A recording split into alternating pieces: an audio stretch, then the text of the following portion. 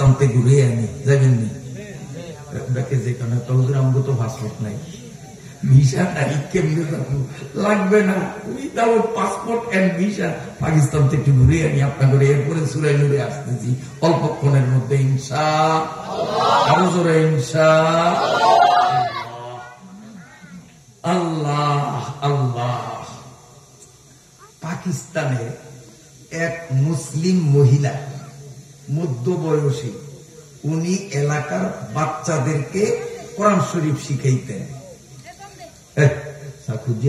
চা খাওয়া তো ওই মাথা তোর খাওয়াই আইতে আইতে আইতে আইতে আমি লাস্টে আর না হলে তুইয়া দিয়ে দেবো এরকম যে ডাল এরকম যে ডাল এরকম যে ডাল খাওয়া তুলে ভিজেতন শুরু করতে হইব আর না হলে বাদ দেবো ভিজেতন কুলেই দেবো না শেষ হয়ে দিব কারণ প্রথম মানুষ যা আসেন না আসেন এই সময় এই ফেলাচ্ছে কুলিত কিন্তু এখন যা আছেন কয়েক ফেলাছে কুলেইব না আল্লাহ বন্দারা বলে আইব না ওই দেন জোয়ানরা আইতে আছে বলেন আলহামদুলিল্লাহ আলহামদুলিল্লাহ যে জোয়ানরা আসতেছে সুখবর সুখবর আল্লাহ তাআলা এই এলাকার যুবকদের ভবিষ্যৎকে উজ্জ্বল করে দিন চিল্লা বলেন আমিন মুহতারাম হাজিরিন এই পাকিস্তানের মহিলা কোরআন শরীফ পড়ায় মক্তব মক্তব তো পাশে ছিল হিন্দু বাড়ি এই হিন্দু ফ্যামিলিদের সাথে আর এই মুসলমান ফ্যামিলিদের সাথে মোটামুটি ভালো একটা বন্ধু সুলভ সম্পর্ক ছিল এরাও ওই বাড়িতে যাইতো ওরাও এই বাড়িতে যাইতো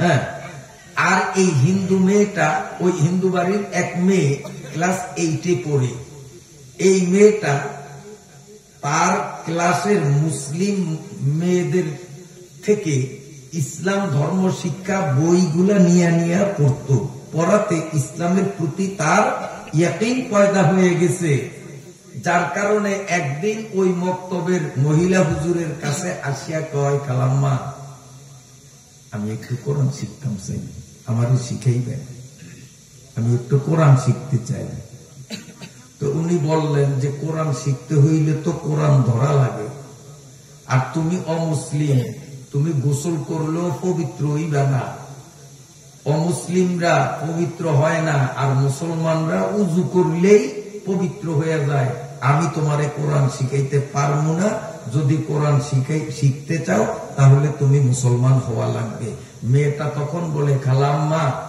আমি আপনাদের ইসলাম ধর্ম শিক্ষা বইগুলি অনেকদিন ধরিয়া পড়িয়া আমার মনে 100% বিশ্বাস হয়ে গেছে ইসলাম ধর্ম সত্য কোরআন সত্য হাদিস সত্য আখেরাত সত্য কবর আযাব সত্য পুলসিরাত সত্য মিজান সত্য জান্নাত সত্য জাহান্নাম সত্য 100% আমার মনে বিশ্বাস হয়ে গেছে দুনিয়ার কেউ না জানলেও আমার আল্লাহ জানে আমি গোপনে গোপনে কলেমা পড়িয়া আমি এখন একজন মুসলমান কিন্তু আমি প্রকাশ করি নাই সবাই আমারে হিন্দু জানলেও আমি হিন্দু নই আমি একজন মুসলমান বন্ধুরা আমার এই মেয়েটা ওই মুসলমান মহিলার কাছে 30 পারা কোরআন তিলাওয়াত শিখলো 30 পারা কোরআন তিলাওয়াত শিখলো এরপরে এই মহিলা একদিন তার ছাত্রীদেরকে ওয়াজ করতে গিয়া কোরআন শরীফের বিশেষ একটা অংশ তিলাওয়াত করিয়া বলে যত কঠিন রোগ দুনিয়ার ডাক্তাররা যদি তার চিকিৎসায় ফেল করে আল্লাহর কোরআনের এই আয়াত করিয়া পানিতে ফু দিয়া রুগীরে যদি খাওয়াইয়া দেওয়া যায় আল্লাহর কোরআনের তাসিরে রুগী অতি তাড়াতাড়ি সুস্থ হয়ে যাবে এই মেয়েটার কিছুদিন পরে এক হিন্দু ছেলের কাছে বিয়ে হয়েছে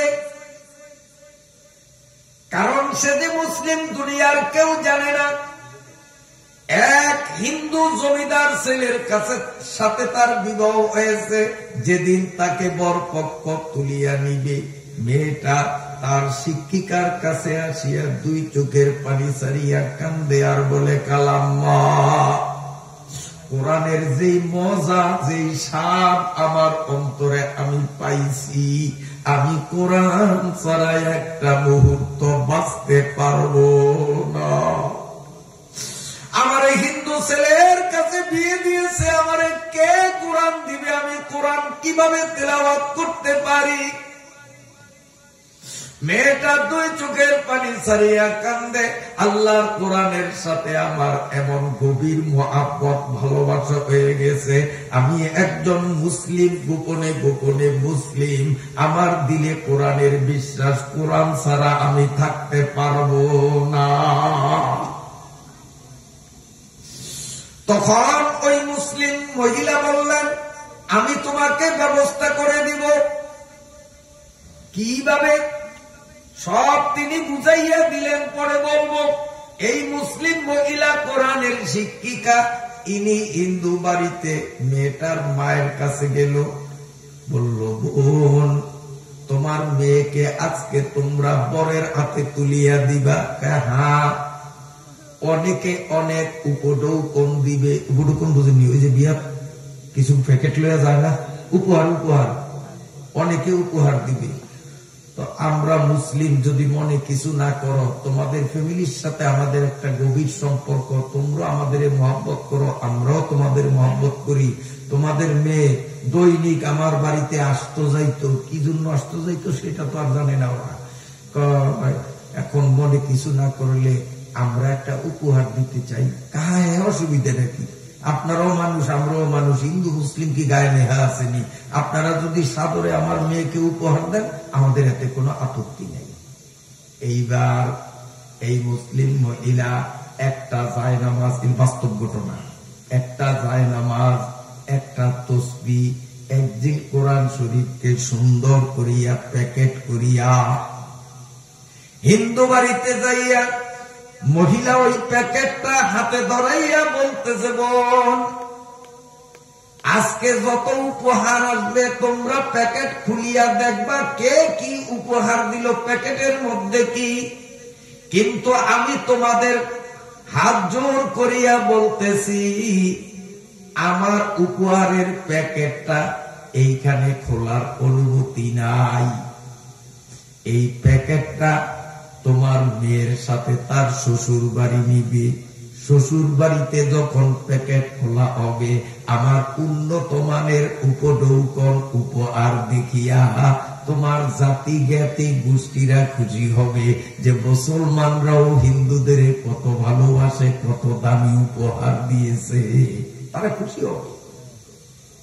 আমি খুব দামি, নাম করে আমি খুব দামি, আসলে এটা দামি না বেদামি? দামি না বেদামি? অক্ষরের মূল্য আসমান জমিন বেচলে হইব।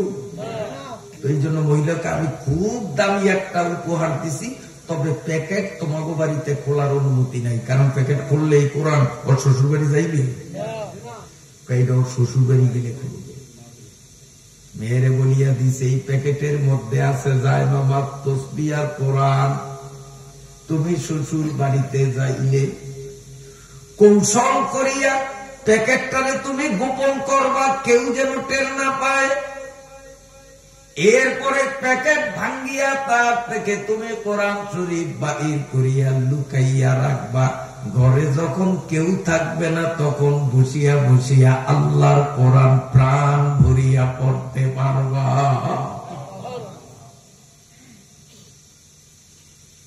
আমার ভাইরা বাবাজিরা, এইভাবে 1 বছর, 2 বছর, 3 বছর, 4 বছর, 5টা বছর কাটিয়া গেল। স্ত্রী মুসলমান, স্বামী হিন্দু, কিন্তু দুনিয়ার মানুষ জানে দুজন হিন্দু। এই মেয়েটা গোপনে গোপনে ইসলামের সমস্ত বিধান পালন করে, স্বামীও জানে না। গোপনে গোপনে হঠাৎ একদিন স্বামী আসিয়া স্ত্রীকে বলে, ওগো প্রিয়তমা স্ত্রী, মেয়েটা খুব সুশ্রী ছিল, ওগো প্রিয়তমা স্ত্রী, আমারে মাফ করিয়া দাও, আমি তো আর দুনিয়ায় থাকতেছি না, তোমার মতো যুবতীর জীবনটা আমি নষ্ট করলাম।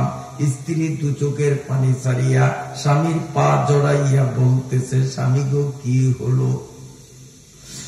ডাক্তাররা পরীক্ষা নিরীক্ষা করিয়া বলছে, আমার এমন এক মরণ ব্যাধি শরীরে তৈরি হয়েছে, আমি নাকি মাত্র 40 দিন আর দুনিয়ায় থাকবো, 40 দিন পরেই আমার মরণ নিশ্চিত। ডাক্তাররা আমি লন্ডন পর্যন্ত গিয়েছি, লন্ডনের ডাক্তাররাও বলেছে 40 দিন, এরপরে আমি আর দুনিয়ায় থাকবো না। তোমার মতো সুন্দরী সুশ্রী রূপসী একটা তরুণীর জীবনটাকে আমি নষ্ট করলাম, আমারে মাফ করো। স্ত্রী দু চোখের পানি ছাড়িয়া কান্দে আর বলে, স্বামী গো, আপনি তো সব চিকিৎসা করিয়া নিরাশ হইয়া গেলেন, ডাক্তাররা বলছে এই রোগের চিকিৎসা পৃথিবীতে নাই, 40 দিন পরে আপনার মরণ নিশ্চিত। কাহা তা তো বলছে। ও প্রাণাদিক প্রিয় স্বামী, যদি আপনি অনুমতি দেন আমি আপনার চিকিৎসা করব। একজন বিজ্ঞ ডাক্তারের পরামর্শে আমি আপনাকে সুচিকিৎসার ব্যবস্থা করব এবং 100% সিউরিটি দিতে পারি আপনি 100 বার আগের মতো সুস্থ হয়ে যাবেন। এবার অসুস্থ মানুষটা শোয়ার থেকে উঠছে, কেন সাহস বাড়ছে। তবে আমি চিকিৎসা করতে হলে শর্ত আছে, একটা মাত্র। স্ত্রীরে একটা কেন, লক্ষ শর্ত যদি তুমি দাও আমি মানতে রাজি, কারণ তোমার মাধ্যমে আমি যদি জীবন ফিরত পাই, তুমি কি চাও লক্ষ শর্ত দিলেও আমি মানবো। আমি জমিদার, টাকা পয়সার অভাব নাই। সে ভাবছিল হয়তো টাকা পয়সা, ব্যাংক ব্যালেন্স, জায়গা জমি অথবা সোনা গয়না কিছু দাবি করবে। তোমার কি দাবি তুমি বলো, আমি সব পূরণ করব। স্ত্রী কয়, আমি বেশি কিছু দাবি করব না, শুধু একটা জিনিস দাবি করব, আপনি আমার দাবি রাখবেন কিনা। স্বামী বলল, যদি সম্ভব হয় রাখবো। স্ত্রী বলেন, আপনার সম্ভবের বাইরে, শক্তির বাইরে আমি কিচ্ছু চাইব না, আপনি যেটা পারবেন আমি এইটাই চাবো, খালি একটা জিনিস পূরণ করবেন কিনা। যদি ওয়াদা দেন, কাগজে লেখেন, আমিও সই দিব, আপনিও সই দিবেন, তাহলে আমি চিকিৎসা করব, আপনি আবার আল্লাহর মেহেরবানিতে জীবন পাবেন। স্বামী কয়, ঠিক আছে, লেখো লেখো। মেয়েটা লিখছে, ওর উপরে স্বামী স্ত্রী দুইজন দরখাস্ত করলো। এরপরে মেয়েটা দৌড়াইয়া তার বাপের বাড়ির এলাকায় ওই যার কাছে কোরআন শিখছে তার কাছে দৌড়াইয়া আসছে। ওই মহিলা কোরআন শরীফের আয়াত ভরিয়া পানিতে ফু দিয়া বোতল ভরিয়া দিলেন, যা তোর স্বামীরে খাওয়া। যখন আনিয়া দিল, পানি, কার পানির মধ্যে ঔষধ আছে, খাও। যখন ওই সেই মৃত প্রায় রোগী পানিটা পান করলো, কয়েক মিনিটের মধ্যেই উঠিয়া বসলো। কি আমার শরীরে বল বুদ্ধি লাগতে আছে, আগে কেমন মরা মরা লাগছে, এখন তো এনার্জি ফিরে আসছে, পানি আরো খাওয়াই খুবই তো শক্তি সঞ্চার হইতেছে। কাবার খা, 3 বার খাওয়াইছে। এইবার একটু ডাক্তারের ধরে যা। দৌড়াইয়া গেল, ডাইরেক্ট লন্ডন বিমানে চলিয়া গেল। লন্ডনের যেই ডাক্তাররা বলছে 40 দিন পরে তোমার মৌত নিশ্চিত, এমন রোগ তোমার ভিতরে, পৃথিবীতে তোমার কোন চিকিৎসা নাই, ঔষধ নাই, সেই ডাক্তারদের কাছে গেল, স্যার আমার আরেকটু পরীক্ষা নিরীক্ষা দোসরাবার করেন। এবার লন্ডনের ডাক্তাররা পরীক্ষা নিরীক্ষা করিয়া অবাক হইয়া গেল, অবাক হইয়া গেল।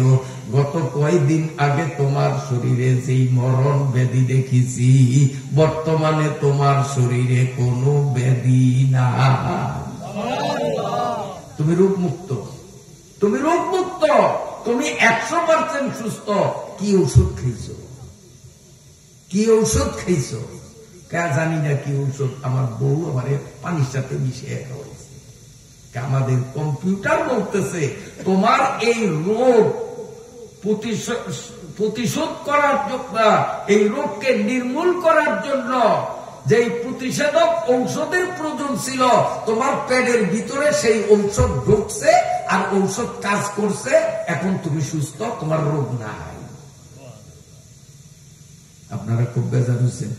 এরকম মৌতের বিছানায় পড়িয়া গেছে এই মানুষটারে আল্লাহ তার কোরআনের বরকতে নতুন জীবন কেন দিছে, আল্লাহর উপরে গোসা হয়েছেন আপনারা। নাইলে সুবহানাল্লাহ কইছে একজনে খুশি হয়েছে, আর আপনারা বেজার হয়েছেন আমরা মুখ দিয়ে সুবহানাল্লাহ কইবেন। এটা খুশির খবর না? তো সুবহানাল্লাহ কইলে আল্লাহ খুশি হইব না? এখন হাসতে হাসতে আসতেছে বাড়িতে, স্ত্রীকে হাসেন কা, কি খবর, ডাক্তার রিপোর্ট কি? এই দেখ রিপোর্ট, এই যে দেখ আমি পূর্ণ সুস্থ। ডাক্তার লেখছে তুই যে ঔষধ খাওয়াইছ এই ঔষধে কাজ করছে, আমি এখন দিব্যি সুস্থ। তাহলে আপনার সাথে আমার একটা চুক্তি ছিল না, আমি যা চাই তা দিবেন? কি চাস? কয় মন স্বর্ণ চাস? কি চাস বল, আমি জমিদার, আমার অভাব নাই, এই মুহূর্তে আমি তোর চাহিদা পূরণ করব। মেয়েটা বলে আমি সোনা চাই না, গয়না চাই না, টাকা চাই না, পয়সা চাই না, ব্যাংক ব্যালেন্স চাই না, আমি শুধু একটা জিনিস চাই, আমি মুসলমান, এতদিন তোমার কাছে প্রকাশ করিনি। আল্লাহ পাকের পবিত্র কোরআনের প্রতি বিশ্বাস করিয়া এই পবিত্র কোরআনের আয়াত পড়িয়া পানিতে ফু দিয়া তোমারে খাওয়াইছি। এখন তোমার কাছে আমার একটা মাত্র দাবি, যেহেতু তুমি সই দিছ আমার দাবি পূরণ করবা। এখন দাবি পূরণে তুমি বাধ্য। দাবি হলো তুমি পড়বা লা ইলাহা ইল্লাল্লাহু মুহাম্মাদুর রাসূলুল্লাহ। এটা কি সম্ভব? এটা কি সম্ভব? আমি হিন্দু, আমি কলমা পড়বো, সমাজ কি করবে? অত কথা বুঝি না। এই সইকা, এই সইকা তুমি বলছো যে আমি যা দাবি করি তা পূরণ করবো। আমি দাবি করছি কলেমা পড়ার, এখন কলেমা পড়বা না কি করবা? তাড়াতাড়ি করো। সে আটকাইছে কিনা? আল্লাহর বদলে সেও মুসলমান হয়ে গেছে। এই কোরআন বাহারে আলমে হোসনাস দিলো জাতা জমিদারাত, বরং আসহাবে সুরতরা বাবু আর বাবে মানারা। কোরআনের তাসির আছে না নাই? কোন দিক যেন কোথায় কোথায় হাবিবজি হুজুর নামে এক বুজুর্গ আমাদের বাংলাদেশে ছিলেন, মুরব্বীরা কোন মনে আছে? ওই যে বটগাছ মার্কায় প্রেসিডেন্ট পদে নির্বাচন করিয়া তৃতীয় স্থান অধিকার করছেন, মনে আছে না? হাবিবজি হুজুর আমার উস্তাদ, উস্তাদ মানে একদিনের উস্তাদ। যে উনি যখন বুড়ো হইয়া একবারে দুর্বল হইয়া গেছে, আটতে পারে না, দুই পাশে দুইজনে ধরা লাগে, লাঠি বুদ্ধি আটতে পারে না, এত দুর্বল। দুইজনের কান্দের উঠে দিয়া বর করে আটত, আগুনটা সত্যি আছেন না। কিন্তু এক আশ্চর্য ব্যাপার, দুইজনে কান্দে ধরাধরি করিয়া নিয়া নামাজে খাড়া করিয়া দিত। উনি আল্লাহু আকবার বলিয়া যখন নামাজের নিয়ত বাঁধতেন, ওই যারা ভাষাক্ষণ ধরছে এরা সরিয়া যেত গিয়া, বলিয়া কিন্তু পড়তো না। বুঝিয়ার গায়ে কীর্তনে অলৌকিক সত্যিয়াই তো একটা জোয়ান মতো খাড়াইয়া কোরআন শরীফ পড়তো। তো উনি নফল নামাজ রমজান মাস তারাবির পরে দুই তিনজনে দরিয়া নিয়ে আইতারে মসজিদও খাড়া করে দিছে। হ্যাঁ, তারাবির পরে সবাই শুইব, হুজুরকে আমার একটু 2 রাকাত নামাজ পড়তাম, মনসা আমার একটু দরিয়া নেই, আমি তো পারি না। দরিয়া নিচ্ছে নিয়া বুড়িয়ায় আল্লাহু আকবার বলিয়া দাঁড়াইছে। দাঁড়াইয়া যখন সূরা শুরু করছে, তো বাংলাদেশের অনেক বড় বড় আলেমরা ছিল, হাফিজ হুজুরের মতো বুজুর্গ আল্লাহর ওলি, ওনার পিছনে 2 রাকাত নামাজ পড়ুন।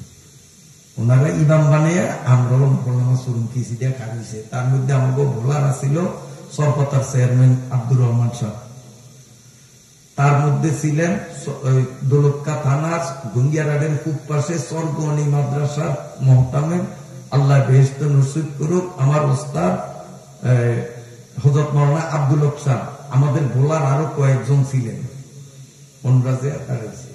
আল্লাহর বন্দায় আলামদু সূরা শেষ করিয়া আলিফ লাম মিম যালিকাল কিতাবু লা রাইবা ফীহ এইভাবে করে ওই হাকি হাফেজ কতরা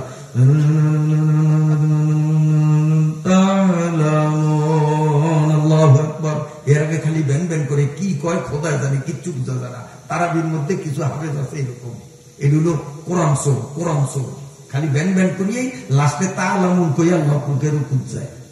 তারাবিতে কোরআন শরীফ পড়তে হবে এমন যেন মুক্তাদিরা প্রতিটা অক্ষর স্পষ্ট বুঝতে পায়। তো হুজুরে ঠিক এইভাবেই পড়ে আলহামদুলিল্লাহি রাব্বিল আলামিন আর রহমানির রহিম মালিকি ইয়াউমিদ্দিন পড়িয়ে আলিফ লাম মিম যালিকাল কিতাবু লা রাইবা ফি। যেই মানুষটারে দুইজনে ধরিয়া আনতে হয় সে অনেক একলা খাড়িয়া পড়ে, আর পিছনে বড় বড় আলেমরা দাঁড়াইছে, ভাবছে যে হয়তো এক পৃষ্ঠা পড়িয়া রুকুতে যাইব।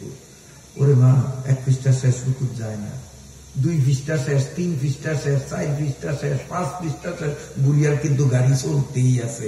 তো সর্বতার চেয়ারম্যান মান আব্দুর রহমান সাহেবের মুখের কথাকে, আমি তো মোটা মানুষ, বাড়ি মানুষ, আমি আর ঠাপ্পারি নয়, 3-4 পৃষ্ঠা পড়ার পরে আমি নিয়োগ ছাড়িয়ে দিছি। আব্দুল্লাহ সব কয় চেয়ারম্যানে ছাড়লে ছাড়তে পারে, আমি বুড়া মানুষ হইলেও ভাবলামই। আব্দুল্লাহ সাহেব আমার মতো সিকলা ছিল, উপনা আছে, আমি ভাবলাম মানুষ, আমি নিয়োগ ছাড়ো না, আমি ঘুরিয়া ফিরছে 2 রাকাত পড়বই। এটা কারণছে পড়তে পড়তে পড়তে পড়তে আধা পারা যখন পড়ছে, আধা প্রথম পাড়ার অর্ধেক, আব্দুল হক সাহেব কয় আমার ঠ্যাং টুং দড়িয়া গেছে, আর দাঁড়িয়ে নিয়োগ ছাড়িয়া দিচ্ছি। ভাবছি যে মনে হয় এক পাড়া ফুরিয়েই মনে হয় উনি রুকুত যাইব। আমরা এখন বইয়া বইয়া তামসা চাই, বুড়িয়া আলিফ লাম মিম পুরা এক পারা শেষ করিয়া দ্বিতীয় পারা সায়াকুলু সুবহানাহু আরম্ভ করে দিছে। আমরা বসিয়া রইলাম, দেখি পুরা কদ্দুর যায়। সায়াকুলু 2 নম্বর পারা সম্পূর্ণটা শেষ করিয়া তিলকার রুসুলু পাড়ার মধ্যে ঢুকিয়া গেছে। 5 পারা কোরআন 1 রাকাতে, দ্বিতীয় রাকাতে 5 পারা, 2 রাকাতে। এই দুর্বল মানুষটা কেমনে এত লম্বা কেরাত পড়লো? আমার কোরআনের তাসির আছে না না? এই হাফিজ হুজুর রাহমাতুল্লাহ আলাইহির এক কেরামতি শুনেন। ঢাকার এক শিল্পপতির মারাত্মক অসুখ, বাংলাদেশি ডাক্তাররা বোর্ড বসিয়া সিদ্ধান্ত দিল আপনার এই কঠিন রোগের চিকিৎসা একমাত্র লন্ডন ছাড়া পৃথিবীর কোথাও নাই। বাঁচতে হলে আজকের দিনের মধ্যেই লন্ডন যাওয়া লাগবে। কোটি কোটি মানুষ লন্ডন যাওয়া তার জন্য কোনো ব্যাপার না। রোগীরে নিয়ে বিমানবন্দরের দিকে রওনা দিল। হঠাৎ একজনে বলছে লন্ডন তো রওনা দিলাম, চল একটু কামরাঙ্গি চল, হাফিজি হুজুরের থেকে একটু পানি পড়া আনি, কারণ দোয়াও লাগে দাওয়াও লাগে। দৌড়াইয়া হাফিজি হুজুরের কাছে বললেন, হুজুর এমন মারাত্মক রোগী, বাংলাদেশে তার কোন ট্রিটমেন্ট নাই, লন্ডন নিতেছি। হুজুর বলেন ওই টিউবওয়েল থেকে 1 গ্লাস পানি আনো। টিউবওয়েল চাপিয়া 1 গ্লাস পানি আনছে।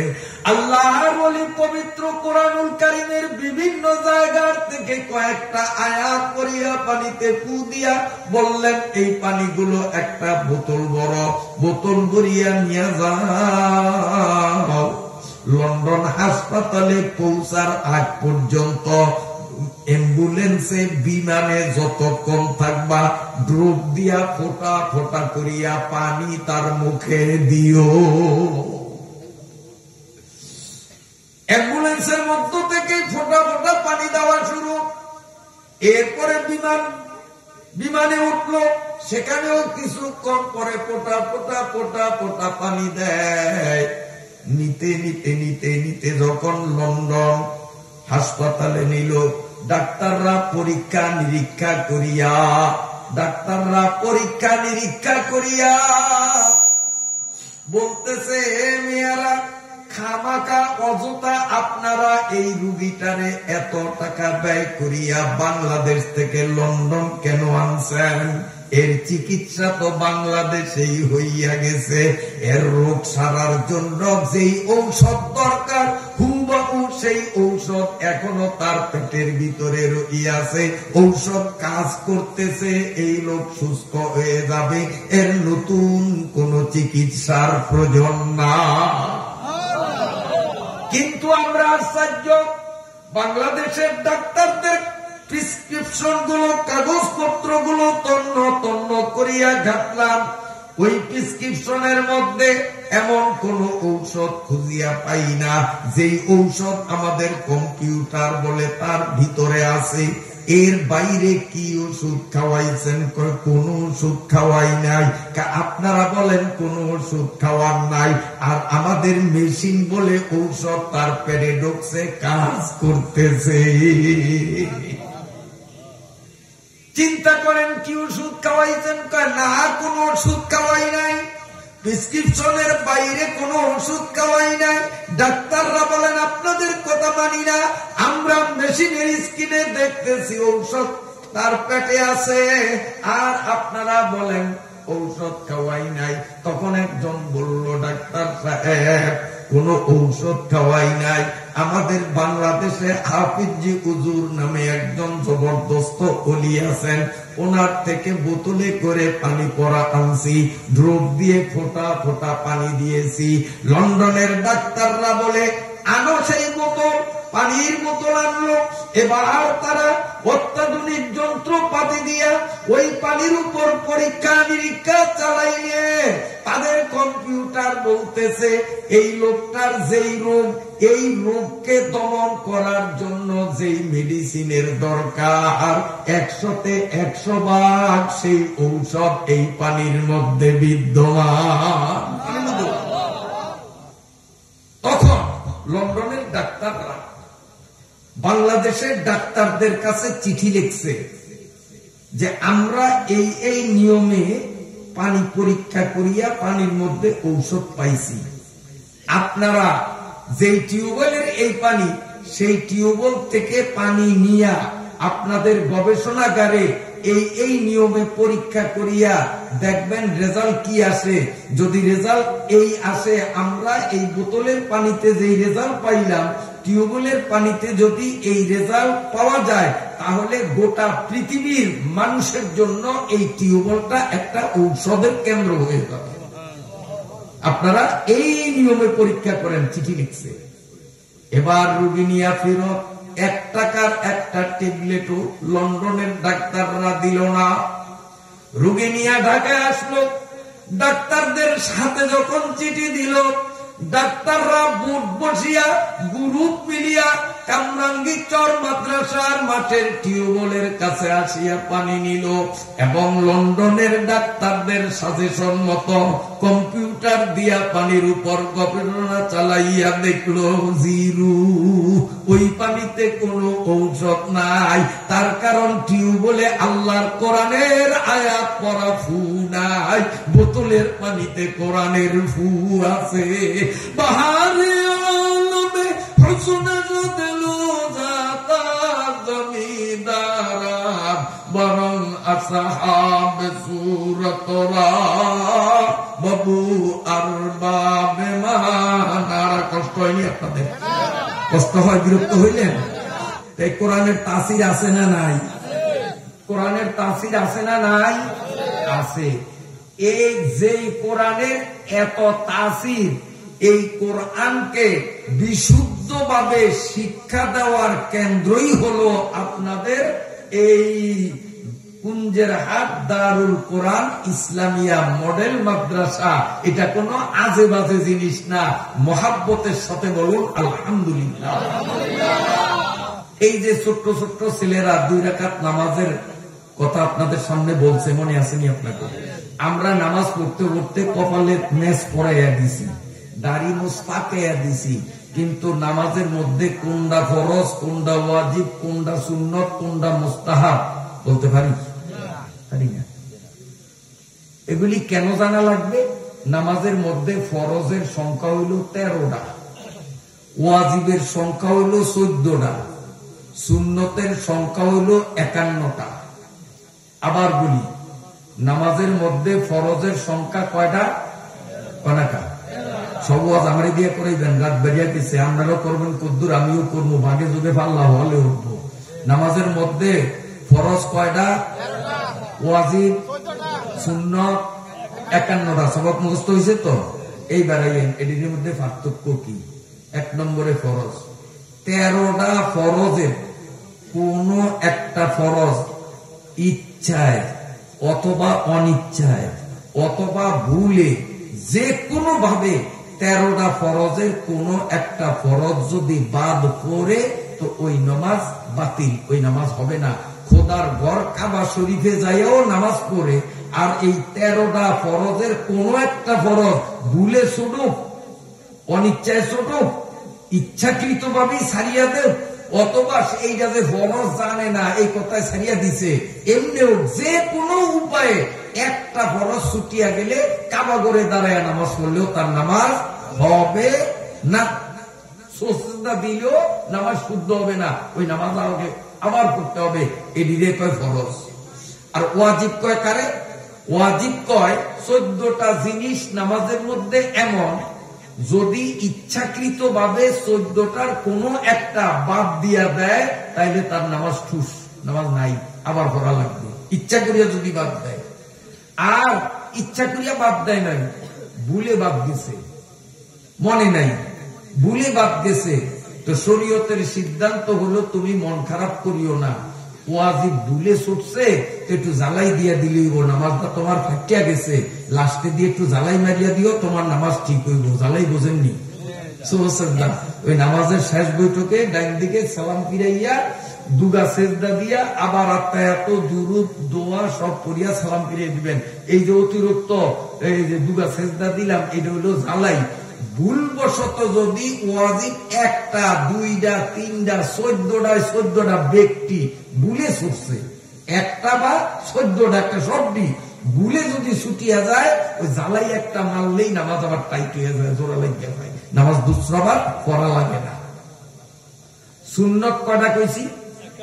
51টা। এই 51টা সুন্নতের কোন একটা সুন্নত যদি ভুলে ছুটিয়া যায়, মনে নেই, বেখেয়ালে ছুটিয়া গেছে, এতে নামাজ কোনো ত্রুটি হবে না, 100 নামাজ কবুল হয়ে যাবে। কিন্তু ইচ্ছা করিয়া 51টা সুন্নতের কোন একটা সুন্নত যদি বাদ দেয় তাহলে তার নামাজ হবে, তবে লেংরা নামাজ, লেংরায় লেংরে আঁকবো আসলে লাগে, বুঝলেন না? নামাজ দুসরাবার দৌড়ে পড়া লাগবে না, তার নামাজ হয়ে গেছে, তবে হয়েছে যে সুস্থ নামাজ হয় নয়, হয়েছে কেমন? লেংরা নামাজ, বেরামিয়া নামাজ। এখন নামাজের মধ্যে কোনটা ফরজ, কোনটা ওয়াজিব, কোনটা সুন্নত জানা না থাকলে আমার নামাজ আছে না নাই, জ্বালাই চলবো না জ্বালাই দিলেও কাম হবে না, না জ্বালাই দেওয়ানেরও দরকার নাই, এটা আমি কেমনে ঠিক করব? তাইলে আমার এই জিনিসটি জানার দরকার আছে না? তাইলে ফরজ দিয়েও জানতে হইব, তাইলে এটি ছুটলে নামাজ আবার পুরো নতুন করিয়া নিয়ত ছাড়িয়া দিয়া, আর যদি ওয়াজিব ভুলে চলে, হ্যাঁ, তাহলে জ্বালাই দিয়া দেব সুজদা, আর যদি ইচ্ছা করিয়া ছাড়ি তো নিয়ত ছাড়িয়া দিয়া আবার গোরাত্তন নতুন করিয়া নামাজ শুরু করুন।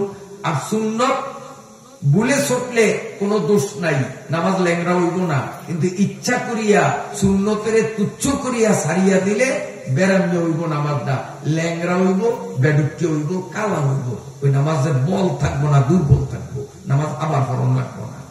এখন আমরা কপালে দাগ ফরাইয়া দিছি, কিন্তু নামাজে কোনটা ফরজ, কোনটা ওয়াজিব, কোনটা সুন্নত আমাদের যদি একজন এখন দাঁড় করাইয়া দেওয়া হয় যে আপনি কোন, আমার মনে হয় পেশাব না পায়খানা করিয়া দেওয়ার সম্ভাবনা আছে, কিও? কিন্তু এই যে না টিপ দিলে দুধ বাইরিব, এই লেদা লেদা ডেকা ডেকা পোলা পান দিলি, কিভাবে যে নামাজের কোনটা ফরজ, কোনটা ওয়াজিব, কোনটা সুন্নত কিভাবে যে কইছি একটু আটকাইলো তো না। আমার মনে হয় রুমে বয়ে বয়ে হুমছি চেহারা দেই নাই, আমার মনে হয় মক্কা শরীফের ইমাম সাহেব মনে হয় কয়, না জানি হাটাদারি মাত্রার মতন সাহেব কয়, কারণ একটু আটকাইলো তো না, একটু থোক কত খায় নাই, আমি কি অতিরঞ্জন করছি? এই যে কইছে একটু আটকাইছে কোন না, একটু ধাক্কা ধাক্কি থুকা থুকি লাগছে নি, একেবারে হাফের গন্তরের মতো মুহ তো একটু আটকায় না, কি সুন্দর কইয়া দেয় এইটা ফরজ, এইটা ওয়াজিব, এইটা সুন্নত, কয় না কত নাগে। তাহলে কি বুঝলেন আপনারা যে মাদ্রাসাত লেখাপড়া হয় না? না না, হুজুরা হুদা হুদা বেতন নেই, লেখাপড়ার এমন কিচ্ছু নাই, এটা না। বরং কি বুঝলাম যে মানসম্মত পড়াশোনা মাদ্রাসায় হয়, আর মাদ্রাসার শিক্ষকরা যোগ্যতা সম্পন্ন শিক্ষক আমাদের সন্তানগুলাকে আদর্শ বানাবার মতো কারিগর, এরা প্রত্যেকে দক্ষ। সবাই বলেন আলহামদুলিল্লাহ। যদি শিক্ষক, কারণ কথা আছে, মা যদি বালা হয় তো সাউ বালা হয়, কথা আছে না? তো শিক্ষকরা বালা কারণেই তো ওরা এইভাবে একটু আটকাইল না, কোনটা ফরজ, কোনটা ওয়াজিব, কোনটা মুস্তাহাব, কোনটা সুন্নত একবারে সরার মতো কইছে। তো সাউ বালা কেমনে, মা বালা যে, উস্তাদ বালা, বলেন আলহামদুলিল্লাহ।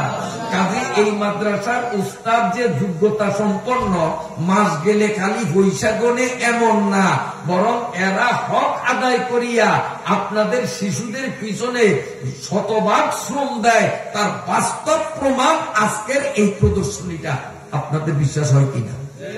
আল্লাহ তাআলা এই মাদ্রাসাকে কিয়ামত পর্যন্ত কবুল করুক। আমি আরেকটা জিনিসে অত্যন্ত খুশি, কইতাম না, আমি খুব খুশি।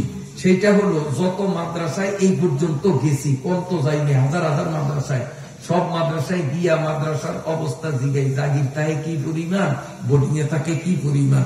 তখন হুজুররা কয় এতজন বোর্ডিং এ খায়, এতজন জাগিরে থাকে, এতজন নিজ বাড়ির থেকে আসে। এইখানেও আমি সেরকম জিজ্ঞাসা করছি, বোর্ডিং এ কয়জন খায়? প্রথম জিজ্ঞেসি ফলা হয় মেরে, ফলানো হুজুর আমাদের বোর্ডিং টোডিং নাই। আমার বিশ্বাস হলো না, ফলাইনি মানে আমার কথা বোঝে নয়। জিজ্ঞাসা হুজুর করে যে হুজুর আমাকে বোর্ডিং এ কয়জনে খায়? হুজুর আমাকে বোর্ডিং লাগে না, বোর্ডিং নাই। আমি বললাম তো এই ফলাফাই খাই করি। এলাকার মুসলমানরা মাদ্রাসারে মনে প্রাণে এতটা মহব্বত করে যে আমাকে ছাত্র মাদ্রাসায় ভর্তি হইলেই এলাকার মানুষ কারাকারি করিয়া লইয়া যায় তালবে ইলমের খেদমত করার জন্য। এইভাবে আমাদের ছাত্ররা, এই এলাকার মানুষ খাবারের ব্যবস্থা করছে, আমাদের বোর্ডিং এর প্রয়োজন হয় না। এটা অত্যন্ত খুশির সংবাদ।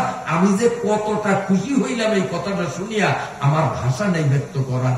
আল্লাহ তাআলা আপনাদেরকে তৌফিক দিয়েছে, বলেন আলহামদুলিল্লাহ।